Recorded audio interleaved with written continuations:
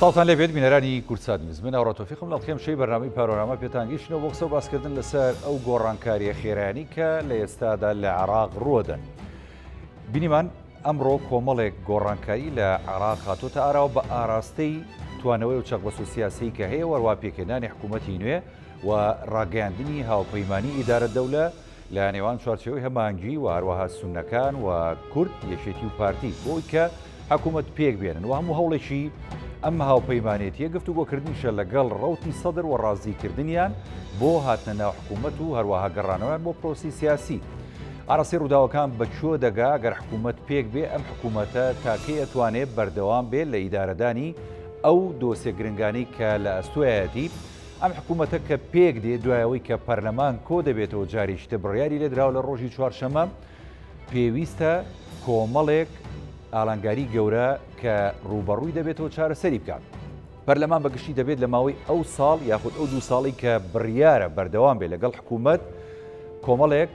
یاسا دەربکەن لەوانە هەموارکردنەوە یاسای هەڵبژاردن و هەروەها بڕیاردان لەسەر هەڵبژاردننی پێشوەختە مەسلەی بودجە و هەروەها مەسەلە گرنگەکانی کە پەیوەستە بە کێشەکانی عێراق بەگشتی ئەوەی کە هەیە لە نێوان بە تایبەتیش حکوومەت یاریمی کوردستان و بەغدا و هەروەها کۆمەڵێک بابەتی دیکەی گرنگتر هەروەها هەڵبژاردننی ئەنجومەنی پارێزگاکانیش کە بڕیارە لە داهاتوودا هەر ئەو حکوومەتە بڕیاری لێدات. ئەم شەو گفتوگۆکەین لەسەر ئەم بابەتانە بە میوانداری کاک محمود خۆشنا و چاودێری سیاسی و شارەزا لە کاروباری عێراق کە بە سوپاسەوە لە بەغدا لەگەڵمانە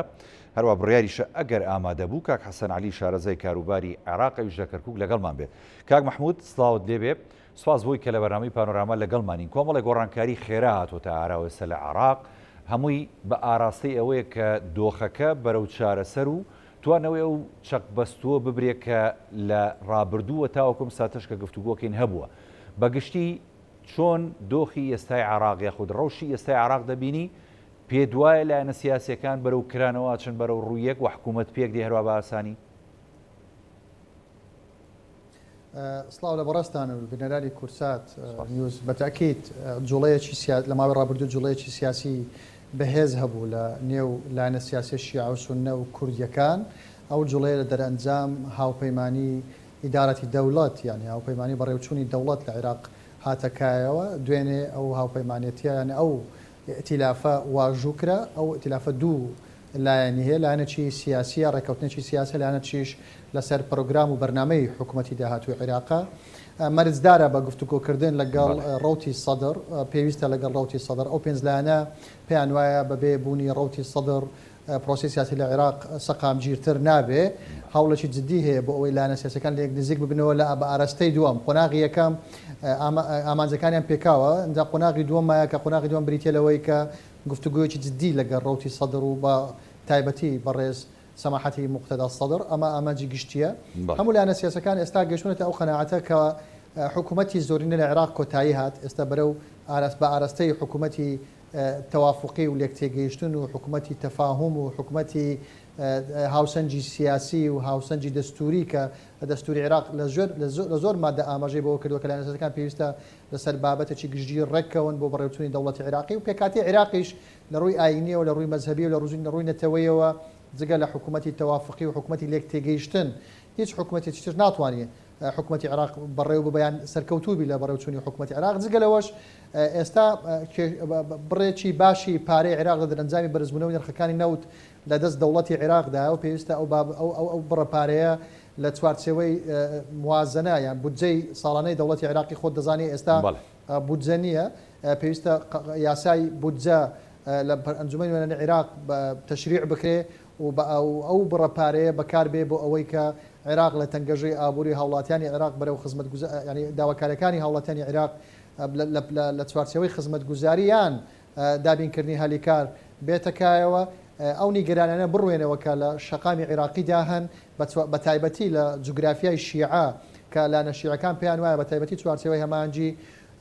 تەنانەت ڕەوتی سەدریش پێی وایە جوگرافیای شیعە لە ماوەی ڕابردوو نەتوانێت بەهۆی گەندەڵی بەهۆی کۆمەڵێک يعني بابەت کە ڕێگر بوون لە بەردەمی ئەوەی خۆ دەزانی عێراق ڕوبەڕووی قاعیدە ڕوبەڕووی داعش ڕوبەڕووی يعني ڕخراوە تیرۆریستەکان بۆ لە ماوەی ڕابردوو نەیتوانی بپڕژێتە سەر کۆمەڵێک بابەت بەڵام ئێستا يعني قۆناغەکە قۆناغەکی لەبارە پارە هەیە نرخی نەوت بەرز بۆتەوە هەڵبژاردن کراوە تەنانەت کێشەی سیاسی هەیە ئەجینا لە ڕووی داریەوەی عێراق دەتوانێت لە چوارچەوەی یاسای بودجە دابێیان لە چوارچەوەی هەر یاسایەک دابێ بتوانانی گۆڕانکاریەک لە ئابووری عێراق گۆڕانکاریەک لە داهاتی تا گۆڕانکاریەک لە بەڕێوچوونی دەوڵەتی عێراقی جگەلەوە کە کۆمەڵێک استحقاقاتی دەستوری هەیە کە پێویستە بە ینی لە ماوەی داهاتوو جێبەجێ بکرێن ئەمە پەیوەندی بە هەرێمی کوردستان و حکوومەتی اتحادی و سوڵتەی اتحادیشەوە هەیە ئەو ڕێککەوتنە یعنی بەو ئاراستەیەدا دەڕوە کە کێشەکانی نێوان هەرێم و بەغدا چ لە یاسای نەوت و گاز بێت چ لە جێبەجێکردنی مادەی ١40 یان مەوادی دەستوری تر بن بخرێنە بەرنامەیەکاری حکوومەت و جێبەجێ بکرێن تەنانەت سەرۆکی ینی ئەوەی کاندید کراوە بۆ سەرۆکاتی حکوومەتی عێراق کە بەڕێز محەممەد شیع سوودانیە کەسایەتێکە بە معارەزەی ناوخۆی عێراق ناسراوە کە لە سەردەمی ڕژێمی سەدامە لە عێراق مابووە کابراکی مەقبولە لە ڕووی کارژێڕی شێوەکتەنات کە ئەو پۆستانێک کە وەری گرتووە لە وەزارەت و پۆستە ئیداریەکانی تر سەرکەوتوو بووە پیاوەکی گەندەڵ نییە ئەوانە ئاماژەی باشن بۆ ئەوەی بتوانین لە قۆناغی داهاتوو ئەگەر کێشە سیاسەکان بڕوێنەوە لە ڕووی کارژێڕی و لە ڕووی نیابیەوە دەتواندرێت لە قۆناغی داهاتوو حکوومەتێکی بەهێز دروستبی تەنانەت ئەگەر لە بیرمان نەچێ محەممەد شیع سوودانی بە مەرج ئەو پۆستە قبول دەکە ئەویش دەستی کراوە بێ بە پێچەوانەی قۆناغەکانی ڕابردوو ڕاستە لایەنە سیاسەکان دەبێت سێنا و پێشکەش بە محەممەد شیع سوودانیکەن ئەو یەکەچیان هەڵدەبژێری بەڵام دوجار خۆی بەرپرس دەبێت لە ئەدای ئەندامانی کابینە وەزاریەکەی ئەوە خۆی لە خۆی گۆڕانکاریەکە لە بەڕێوچوونی دەوڵەتی عێراقی لە حکومڕانی لە دەوڵەتی عێراق ئەوە پەیوەندی بە عێراقەوە کوردەوە هەیە پێشەوەی بچینە سەر ماڵی کورد چکە زۆر گرنگە بەلامەوە ینی ئەم هەموو کۆمەڵەشیکردنەوەی کە جەناب داماژت پێدا بۆ ئەو بەرەو پێشوانانی کە لە عێراق هەیەوە لە داهاتووە گەر هاتە ئاراوە تاوان ئەمە بە بێگومان بە بێڕازیکردنی سید موقتەدا سەدر ئەمە وەکو سیاسەکانی عێراق دەڵێن مەحاڵە ئەگەر ڕازی نەکرا پێچەوانەکە یەتەدی یا چییە؟ ڕاستەکەی ئەمە دوو قۆناغمانەیە قۆناغی پێش 29 ئابی ڕابردوومان هەیە و قۆناغی دوای ئەوەمان هەیە ینی بەنایچتر قۆناغی دوای کشانەوەی لایەنگرانی بەڕێز موقتەدا سەدر لە ناوچەی سەوز و کۆتایهێنان بە گرژەکانی بە دەوروبەری ئەنجومەنی عێراق و بەغدا ئەمە قۆناغێکی گرینگە ئێستا قۆناغی دوای یادی کۆچی ساڵیادی کۆچی پێغەمبەر محەممەد صلی الله علیه وسلم کە موقتەدا سەدر دوامۆڵەتی ئەو یادە بوو کە ڕۆژی شەمەی ڕابردوو بوو ئێستا قۆناغێکی ترە من پێم وایە ئەوڕۆ بە پێ قسەکانی بەڕێز نەسار ڕوبەیعی لە دیداری ڕافیدەین لە بەغدا کە باسی لەوە کرد کە ئێمە پابەندی بە بڕیارەکانی بەڕێز موقتەدا سەدر لە هەر پێشاتێک لە ئایندا ئەوە خۆی لە خۆی ئاماژەیەکە کە ئەوان پرۆژەیەکی سیاسی گشتگیریان دەبێ وەکو ڕەوتی سەدر جگە لە بەڕێز موقتەدا سەدر بۆیە لایەنە سیاسیەکان هەموویان درچیان بەوە کردووە بەڵێ بەبێ ڕەوتی سەدر حکوومەتێکی بەهێز نابێ بەڵام ئەومانە ئەوە نییە ناتوانرێت حکوومەت تشکیل بێ هەموو لایەنە سیاسیەکان ئێستا بەدوای ئەوەدا دەگەڕێن کە حکوومەت تشکیل بێ و سەرۆک کۆمار هەڵبژێردرێ و بتوانن پاڵپشتی ئەو حکوومەتە بن بۆ جێبەجێکردنی ئەجندای تازە من پێم وایە ئەجندایە بۆ یەکەم جارە ئەگە بگەڕێنەوە قۆناغەکانی ڕابردووی حکوومەتی عێراق سەردەمانێک قاعیدە ڕێکخراوی قاعیدە هەبوو کە تەنگەژەیەکی ئەمنی لە چوارچێوەی عێراق و کۆمەڵێک تەقینەوە لە ناو بەغدا و لە دەوروبەری بەغدا و لە شارەکانی باشوور و لە شارەکانی شارە سونیەکانەوەدا هەبوو بەڵام لە دوای ئەو داعش هات بەڵام لە پاش ئازادکردنی ئەو ناوچانە ڕاستە ئێستا مەترسی تێرۆریستان ماوە بەڵام ئەو مەترسیە وەکو مەترسیەکانی پێشووتر نییە بۆیە دەتوانین بڵێن قۆناغی ئەمنی عێراق بەرەو قۆناغشتردا ڕۆیشتە تەنانەت ئێستا پێویستی بە سەقامگیری سیاسیە بۆی بتواندرێ بەرەو سەقامگیری ئابووری و بەڵێ ڕێک وایە کە قۆناغی ئاوەدانیە بۆیە ئێستا هەموو چاوەکان بەو ئاراستەیەدا سەیری ئەوە دەکەن کە حکوومەتی داهاتووی عێراق کە من پێم وایە دوا دەرفەتە لە بەردەم هێزوریانە سیاسەکان تا بتوانن داخوازەکانی خەڵکی عێراق جێبەجێ بکەن و کێشەکان لەگەڵ هەرێمی کوردستان چارەسەر بکەن و کێشەکان کێشەی یعنی بەڕاستی کۆتایی بن نەک کێشەی کاتی چارەسەری کاتی کۆتایی بن نەک چارەسەری کاتی زۆر باشە کاک مەحموود دێمەوە خزمەت جناب بە تایبەتی قساکەین لەسەر هەڵوێستی کورد لەسەر ئەو یەکگرتووی پارتی و یەکێتی کە چوونە بەغدا و توانیان ینی ببنە بەشێک لە هاوپەیمانی ئیدارە دەولە گرنگجی ئەم بەشداریە دواتر ئەتوانی وەڵام بیتەوە دەچمەلای کاک حەسەن عەلی شارەزای کاروباری عێراق کە لە کەرکووک و لەگەڵمانە کاک حەسەن دووبارە سڵاوت لێبێ ینی عێراق بەرەوکرانەوەیشی خێرا ڕۆی لە ڕووی پێکێنانی حکوومەت و هەروەها لە ڕووی دانیشتنی ئەنجومەنی نوێنەران کە بڕیارە ڕۆژی چوارشەمە بەڕێوە بچێت و هەروەها ئەو کۆمەڵە خزمەتگوزاری و یاسا و گۆڕانکاری گەورانی کە کاک مەحموودی ژاماژەی پێدا کە ئێمە و هەموو عێراقەکان چاوەڕێیەکەن لە حکوومەتی ئایندەی عێراق بێتە ئاراوە بەگشتی ڕەوشی عێراق چۆن نەبێنە لە ئێستا. سڵاوم بۆ جەنابەت و بۆ کاک مەحموود و بۆ بینەران. لە ڕاستیە بارودۆخی عێراق وەکو شەپۆلی دەریا هەمیشە لە هەڵکشان و داکشانە و ئەوەی کە ئیبینین ئێستا بەرەو هێمنیە کەنگاوانێ هەڵبەت دەهێمنی تەواویش نات چونکە بەدەر لە وجودی سەدر و لایەنگرانی سەدر لە کایەکەیە ناتوانین بڵێن هێمنی لە عێراق دێتە کایەوە، بەڵام نەوعەنما هەنگاوێکی باش نراوە کە کوتلەیەکی تازە پێکاتووە کە ئیداری دەولەیە و بەشێکی زۆری لایەنە سیاسیەکان لە کورد و سونە و شیعیتایە بەدەر لە سەدرەکان. ئەمە ژوا کات کە هەنگاوەکان لە پێکێنانی کابینەی نوێ نزیک ببێتەوە و جێگەی ئومێدە بۆ خەڵکی عێراق و ئەو کاندیدەشی کە دیاری کراوە مەقبولێتێکی زۆری هەیە لە ناو لایەنە سیاسیەکان و ڕابردوویەکی باشی هەیە. ئەمەوە کات کە ئومێدەکان زیاتر لەسەری هەڵبچرێن بۆ داهاتوو، بەڵام هەرچەندە لایەنە سەدری لە ئێستاە لایانی سەدری هەرچەندە لە ئێستاە کشاوەتەوە لە پەرلەمان، بەڵام لە هەوڵی ئەویان لێک نزیک بوونەوەیەک یاخود بە شێوازێک لە شێوازەکان بەشداری پێ بکەن بە لەم حکومەتە تازەیە ئەگەر بێت و ڕەزامەندی سەدری لەسەر بێت. ئەمەوە ئاکات کە هەنگاوەکانی پێکێنانی حکوومەت خێراتر بێ و مەهامی ئەم حکوومەتەش لە ئێستاوە بەو شێوازەیە خزمەتکردنی خەڵکو و دیاریکردنی کاتی هەڵبژاردننی تازە و گۆڕانیکاری لە یاسای هەڵبژاردنەکان هەموو ئەمانە داواکاری سەدر بوون لە ڕابردووە و ئەمانیش کە ئەم کوت لە گەوریان پێکێناوەی داری دەولە ئەوانش ینی ئقراریان لەسەر ئەوە کردووە کە ئەم داواکاریانەی سەدریان جێ کردوێتەوە لە ئیداری با بڵێن دانیشتەکانە و کار لەسەرەوەکەن کە ئەو داواکاریانی سەدر ناڕاستەوە خۆ بێ بە داواکاری ئەمانیش بۆی شێوازێک لە شێوازەکان سەدر ڕازی بکەن کە ڕەزامەندی لەسەر ئەم تەشکیلی ئەم کابینەیە بدا یاخود بەشداری بکە لەم کابینەیە و ئەم کابینەیە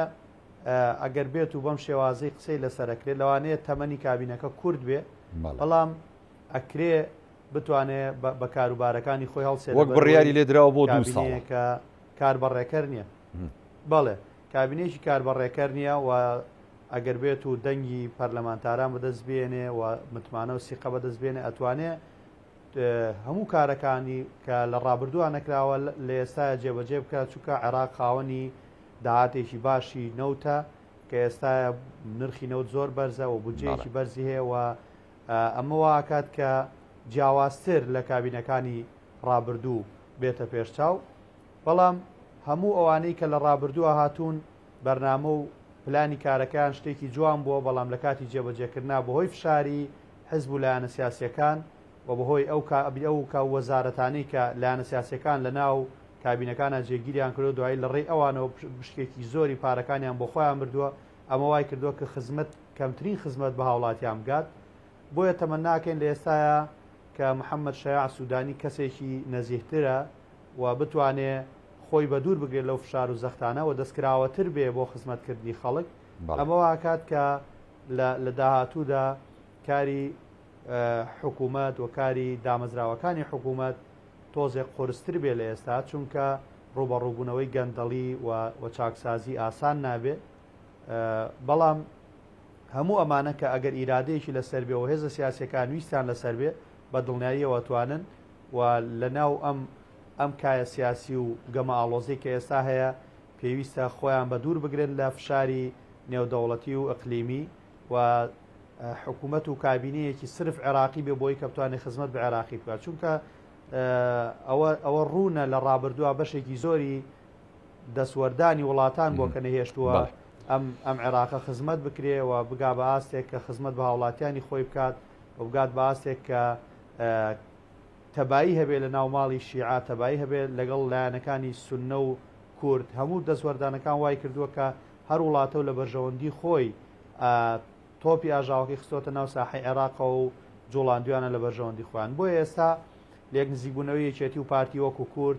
و لێک نزیکبوونەوەی سیادە و عەزم لە یەکتر و بەشێکی زۆری ناوماڵی شیعەکە لە ئیتاری تەنسیقیا کۆبوونەتەوە، ئەمە جێگەی دڵخۆشیە بۆ خەڵکی عێراق، بەڵام ئەوەی کە نیگەرانی ماوەتەوە تەنها جەماعەتی سەدرریەکانن و ئاویشت ومێ دەکرێت نەوعان بێدەنگی یاخود نزیکبوونەوەیەکە بێ بۆ تەشکیلکردنی ئەم کابینەی کەموندەکەی 2 ساڵە. دەست خۆش کاک حەسەن. کاگێ محمود خۆشناو پێشەوەی بێنە سەر مەسلەی کورد و هەروەها بەشداری یەکێتی و پارتی لە هاوپەیمانی ئیدارە دەورە بۆ پێکێنانی حکوومەت وەروە ئەو مەرجانی کە کورد هەی بۆ لە کاتی پێکێنان و واژۆکردنی ئەم هاوپەیمانێتیە بۆەوەی کە جێبەجێ بکرێت لە داهاتوودا لە حکوومەتی ئایندە وەرەوە ئەو یاسانی کە پەیوەندیە بە نەوت و غازە ئەنجومەنی نوێنەرانی عێراق. ئەمێ جارە پرسیاری ئەمڕۆ بکەم چکە ئەمڕۆ ئەو ینی دیدارە هەبوو کە دیداری ڕافیدەی بوو لە بەغدا کۆکردنەوەی هەموو سەرکردە سیاسەکانی عێراق بوو بیر و بۆچوونە جیاوازەکان بوو لەوێ جۆمان لە محەممەد حەلبوسی سەرۆکی ئەنجومەنی نوێنەران بوو ینی دەست زەکارکێشانەوەی پێشکەش کردووە کە بەحساب چوارشەمەیەکێک لە خاڵەکان گفتوگۆکردن لەسەر دەست زەکارکێشانەوە خود دەنگدانە لەسەر دەست زەکارکێشان و محەممەد حەلبوسی ئەمە لەکوێوە سەرچاوی گرت بۆ فشار هەیە لەسەری یا هۆکار چییە بۆ بەر لەوە ببینم بینەوە کاک هاوڕێ دەمەوێت شتێک باسکەم ئێستا 4 ئاراستە هەیە ناو عێراق بەڵێ و 2 ئاراستە لە دەروی عێراقن 4 ئاراستەکەی ناو عێراق یەکەچیان ئەو هاوپەیمانەتی بەڕێوەبردنی دەوڵەتە کە ئیختیلافی ئیدارەی دەوڵەتە ئاراستەی دووەمیان جوڵانەوەی تەشرینە ئاراستەی سێمیان سربەخۆکانی دەرەوەی ئەو هاوپەیمانەتەن ئاراستەی چارەمیان یعنی بەڕاستی ڕەوتی سەدرە هەر 4 ئاراستە دەتوانم بڵێم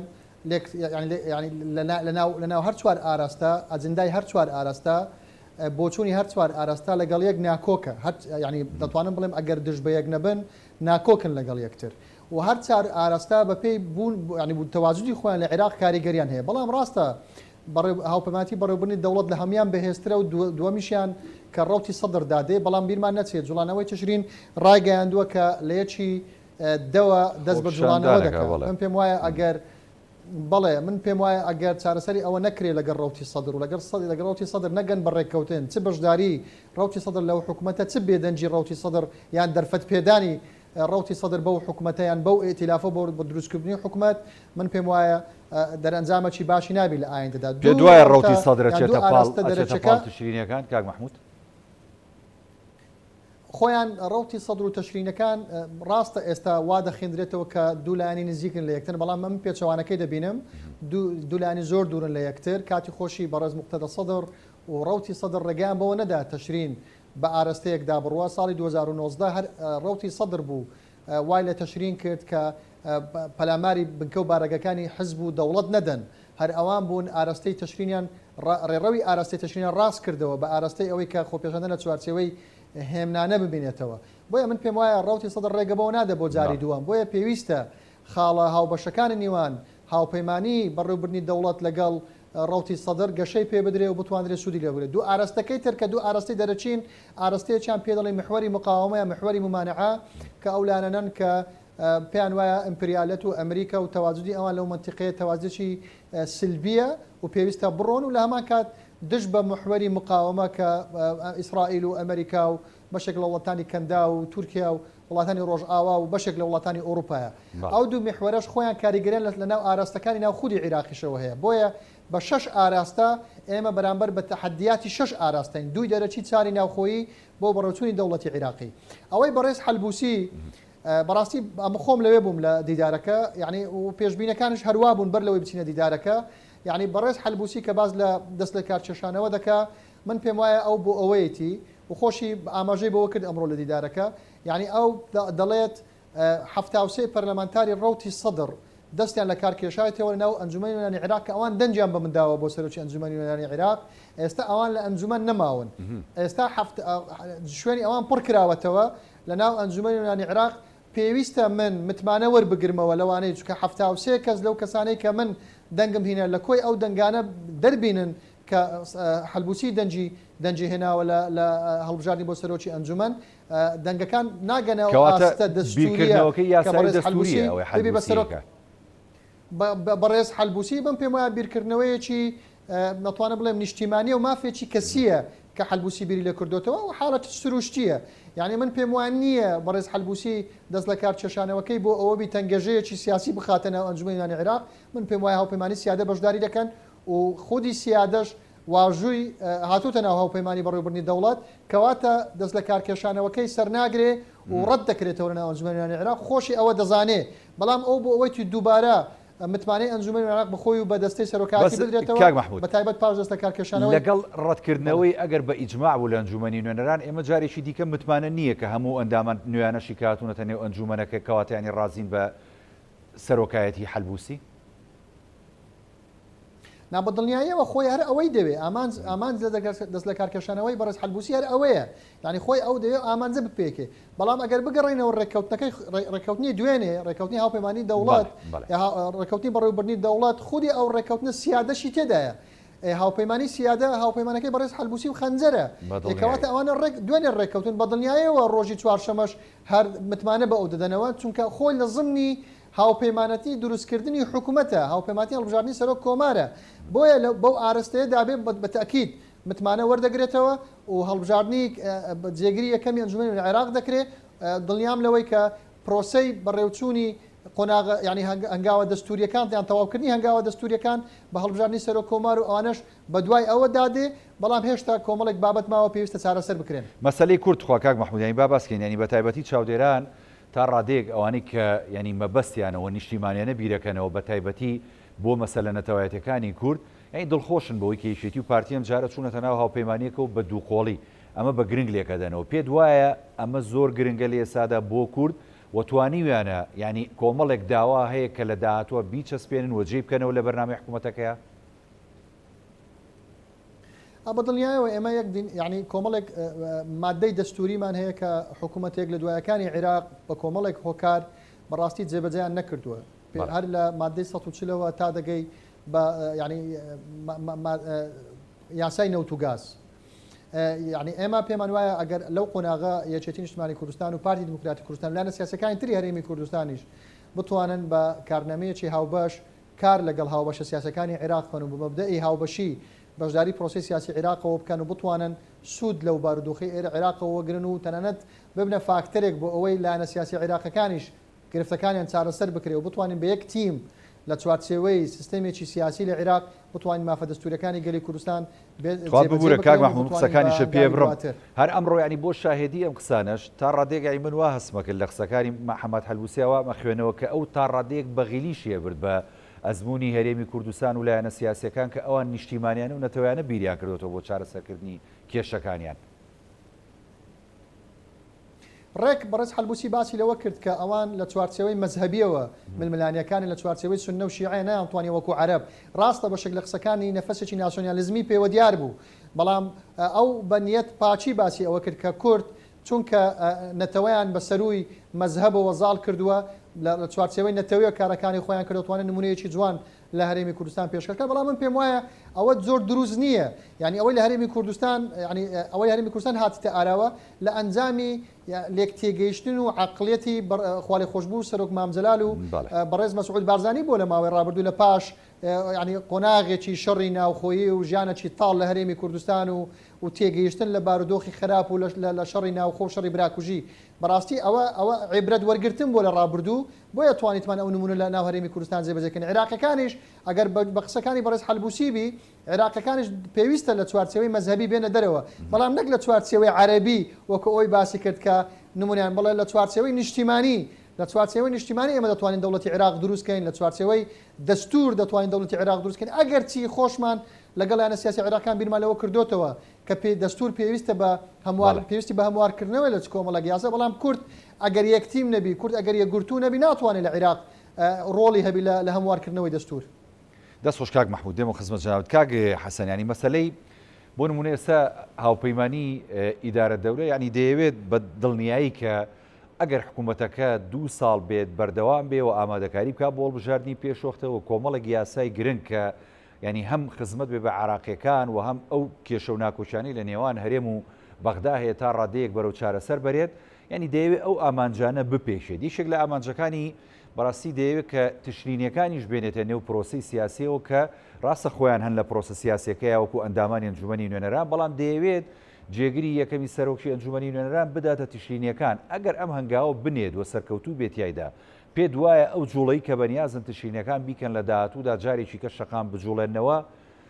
ئەو هەنگاوە دەنێن یاخود نەخێر ئەوانیش تا ڕادەیەک دێنە پێشەوە بووی کە دۆخی عراقەر هیچ نەبێت تا ڕادەیەک ڕەوشەکە بەرەو هێمنی بڕوا ئەم 2 ساڵی کەوان نیازیانە. لە ڕاستیە هێنانە پێشەوەی یەکێک لە تشرینەکان بۆ وەرگرتنی پۆستی وەکو جێگری یەکەمی سەرۆکی پەرلەمان ئەمانگاوێکی باش و دروستە، بەڵام پێم وانە بتوانێت لە ئێستاە تشرینەکان کە بکاتەوە، چونکە ینی زیاتر لەوەی کە ئیبینن داواکاریان هەیە و پێیان وایە کە ئەوان لە تشرینە ئەم هەموو قوربانییان داوە هاتون سەر ساحەیە کە وڵاتێک کە وێران کراوە ویستویانە بیگۆڕنەوە قوربانیان بۆ داوە و ئینتیفازەیەکیان بەوتی خۆیان بۆ دروست کردووە. ئەو کابینەی کە دروست کرا لەسەر خواستی ئەوان نەبوو و ئەو کارانەی و کابینەیە کردوێتی تاوەکو ئێستا خواستەکانی شەقامی تێر نەکردووە، بۆیەوە کات کە تشرینیەکان دووبارە بێنەوە سەر شەقام بە دڵنیاییەوە پێم وانە بە وەرگرتنی ئەم پۆستە بە یەکجاری دابمرکێنەوە، ڕەنگە کۆمەڵێک داواکاری تر بخەنە ڕوو و بەڵام هاوتای ئینتیفازەکەی تشرین یاخود خۆپیشاندانەکانی تشرین ڕەنگە نەتوانن ئیداری بدەن و بەردەوامیان هەبێ بەمەرجێک ئەگەر سەدرەکان پژگیریان نەکەن و نێنەوە سەر شەقام. بەڵام ئەمەوە کات کە هەنگاوێکی باشە بە بەراورد بە ڕابردوو، چکە لە ڕابردووە لە دوای 2023 تا ئێستا ینی سربەخۆکان نەیانتوانی وەکو پێویست بگەنە پەرلەمان بە پۆست وەربگرن و نوێنەرایەتی ڕاستەقینەی خەڵک بکەن. ئەمەی کە بینین لە هەڵبژاردنەکانی ئەمجارە و ئێستا کە تەواجودیان هەیە ناو پەرلەمان، ئەمە هەنگاوێکی باشە و هەنگاوێکی ئیجابیە و بە دڵنیاییەوە تشرینەکان بە نوێنەری خۆیان نەزانن، بەڵام گرنگە لە دانان و وەرگرتنی ئەو پۆستانی کە بۆ تشرینیەکان پێویستە دڵخوازی ئەوانیش بێ، نەک وەکو فەرزکرێ بە سەریانە و دواترەوان بە نوێنەری خۆیانی نەزانن. بۆیە من پێم وایە کبنابنەوە، بەڵام جیاوازترە لەوەی کە هیچ حسابێکیان بۆ نەکرێ. ئەوانش وەکو مامۆستا باسی کرد میحوەرێکن و کاریگەریان هەیە لەسەر ڕەوتی سیاسی لە عێراق و ئەو جوڵە سیاسیانی کە لە عێراقەکرێ، بۆیە بۆی دروستکردنی ئەو کاریگەریەوە توانیویانە کورسی پەرلەمانی بەدەستبێن و لە ئێستا شاتوانن کە پۆستێکی باڵا بەدەستبێنن. و تەوەرێکی تر کە جەنابەت تاوتوێت کرد و باس کرد لەگەڵ مامۆستا کاریگەری کورد، دیارە کورد ئەگەر لە سەرەتای دانیشتوانەکان و دوای هەڵبژاردنەکان بە یەکدەنگی یەکێتی و پارتی و یان لەگەڵ لایەنەکانی تر یان لایەنی کەم یەکێتی و پارتی بەیەکەوە بچوونە بەغداد، ڕەنگە زۆر شت ئێستا جیاوازتر بووایە، چونکە بەشداریکردنی یەکێتی و پارتی وەکو نەتەوە قورساییان زیاترە و ئەتوانن خواستی نەتەوەکە و خواستی خەڵکی کوردستان زیاتر زامن بکەن و ئەو خاڵانی کە گفتوگۆ و دانووسانی لەسەرەکرێ پێویستە خاڵی نەتەوەیی بن و داخوازی نەتەوەیی بن. بۆن منە مادەی 140 و کێشەی نەوت و گاز و کێشەی بودجا و کێشەی پێشمەرگە، هەموو ئەمانە نەک دانووسانەکان لەسەرەوە بن کە کێ وەزارەتێک زیاتر وەربگرێ یاخود ئەم جارە سەرۆ کۆماری کام حزبەوە بۆ کام حزب بێ. ئەمە وای کرد کە قورسایی کورد لە بەغدا کەمتر بکاتەوە، بەڵام ئێستا کە بینین هەردوو لابەیەکەوە ئەچنە ساحەکە بۆ بەشداریکردن لە دانووسانی پێکەنانی کابینەی حکوومەت قورسایەکی زیاتر بە کوردەدا و وامە جێگەی دڵخۆشی خەڵکی کوردستانە کە نوێنەری کورد لە بەغدا بێت، نەک هەر حزبێک تەرەفێک بگرێ و یاخود تۆ بۆ تۆمەتبار بکرێت کە بەشێک یا پێکاتەیەکی دابش کردووە و بارودۆخی عێراقی شێواندووە. ئێمە پێمان خۆشە هەموو لایەنە سیاسیەکان و هەموو ئەو حزبە سیاسیانی کە لەسەر کورد کورسیان بەدەستێناوە دیفاع لە پێکاتەی کوردی بکەن و دیفاع لە ئەو بەشە بکەن کە بەشی کوردیە لە بەغدا تا ئێستا بەدەست نهاتووە، نەکەر حزبە و بەجیا سوچی داواکاریەک بگرێت لەو کاتەیە بچووکترە بنەوە. بۆیە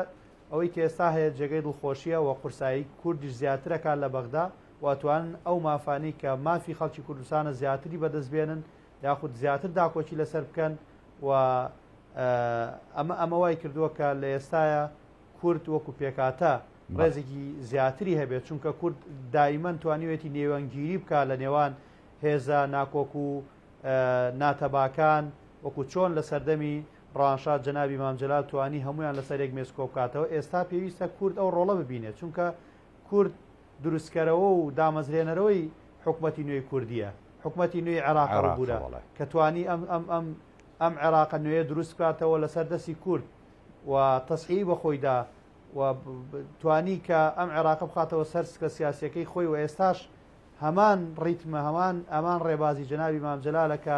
ئەبێ ئێمە کار بۆ بکەین کە هەم پێکاتی خۆمان و بەشی خۆمان بپارێزین و کار بۆ تەبایی ناوماڵی عێراقیش بەگشتی بکەین. بەڵێ دەستخۆش کاگ مححمود مەسلەی ئەو وەفدەی کە بڕیارە ڕاستێسە ینی هەموو دەرگای گفتوگۆکان لەگەڵ ڕوتی سەدر کراوەیە لایەن هاوپەیمانی ئیدارە دەولە بڕیارە وەفدێک کە بچێتە لای سید موقتەدا سەدر لە حەنانە کۆبوونەوەی لەگەڵ بکات تا چەند چکە تا ئێستا دەرگای نەکردوێت ینی بەڕاستی سید موقتەدا سەدر تا چەند ئەم وەفدە ئامادەن بچن هەرچەند ئامادەی گرنگیشان هەیە و ئامادەی هەمیشەیان هەبوو بۆم بابەتە بڕیارە بەم نزیکانە ئەو سەردانە ڕوو بدا و ئەگەر ڕوو بدا هیچ شتێکی دیکە ئەگۆڕێ ئالەم مەشەدە دڵخۆشکەری کە ئێستا هاتۆتە پێشەوە لە عێراق بە تایبەتی بۆ عێراقیەکان و لایەنە سیاسیەکان کە زۆربیان بەکرانەوەی بینن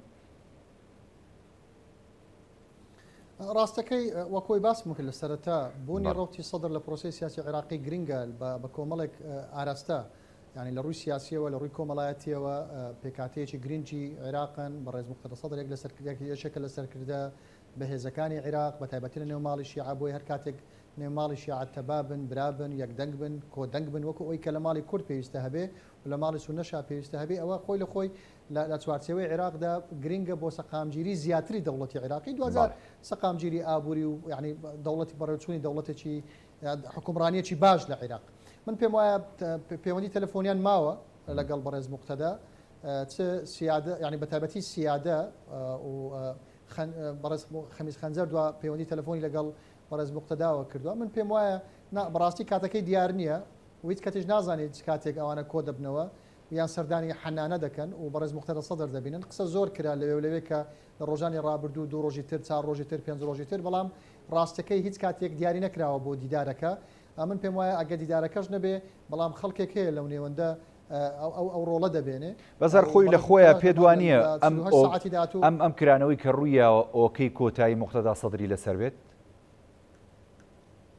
نامن پێم وانە لە ینی بە پێ قسەکانی بەڕێز نەسەر ڕوبەعی بێ ئەوڕۆ لە دیدارەکە لە دیداری ڕافیدین ینی چاوەڕێی پەیامی بەڕێز موقتەدا سەدر دەکەن من پێم وایە 48 ساعتی داهاتوو ڕۆنتر دەبێتەوە بەر لە ئەنجامدانی کۆبوونی ئەنجومەنی عێراق ئەمە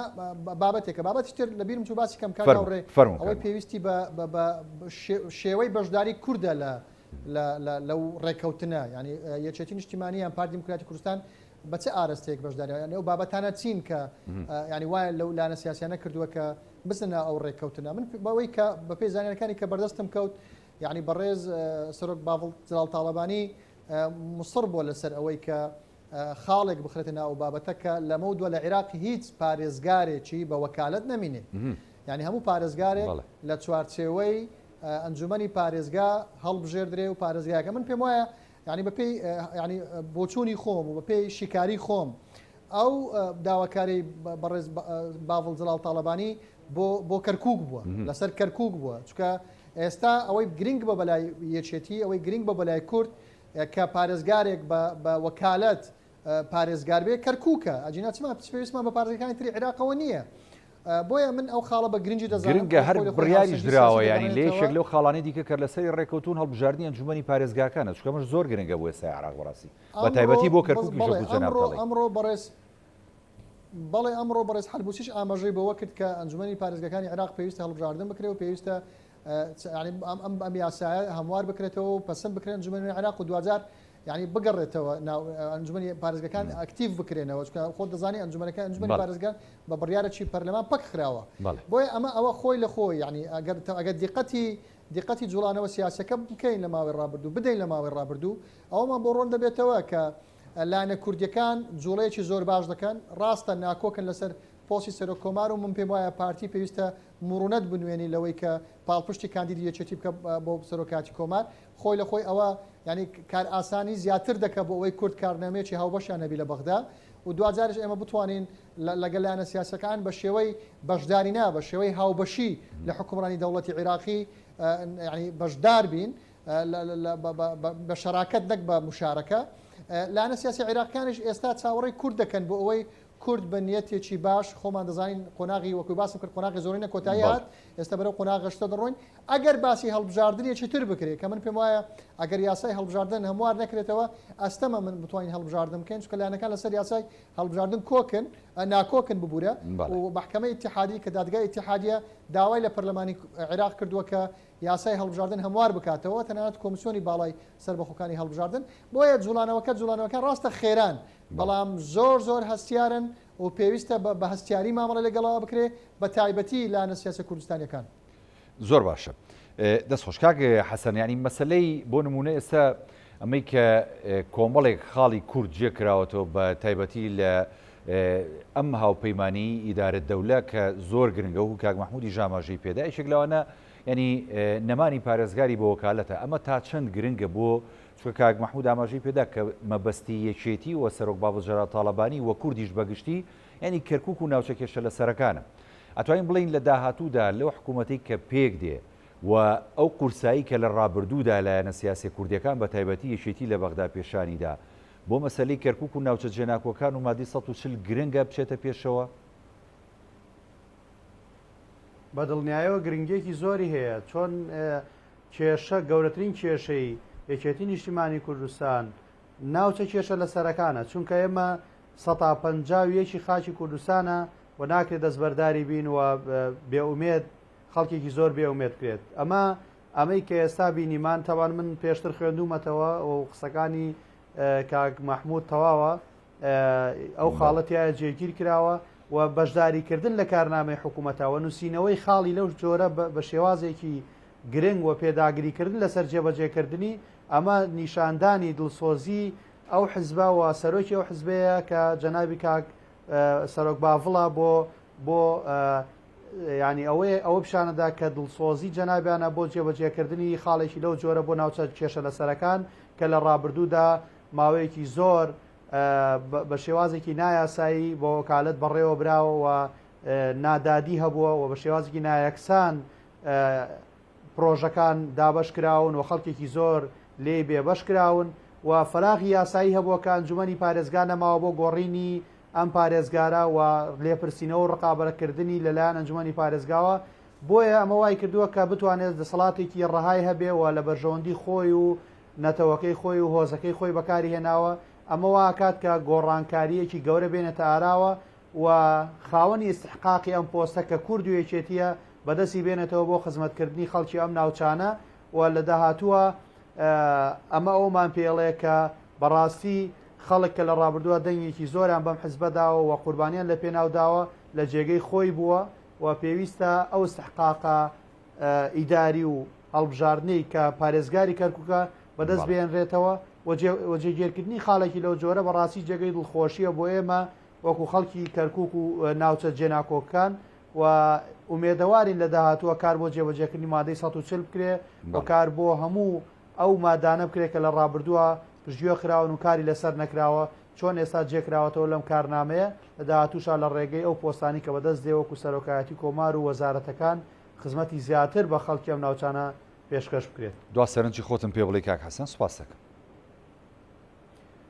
دوا سەرنجی من ئەوەیە لە ڕاستیە کورد هەمیشە بە یەکگرتووی سەرکەوتوو بووە و پەرتەوازەیی دۆڕاندوێتی و هەموو مافەکانی بەفیڕۆچوون لە پێناو شتی ورد و بچووکدا بۆیە یەکگرتووی ماڵی کوردی و یەکگرتووی لایەنی کەم ئەم دوو حزبە گەورەی کوردستان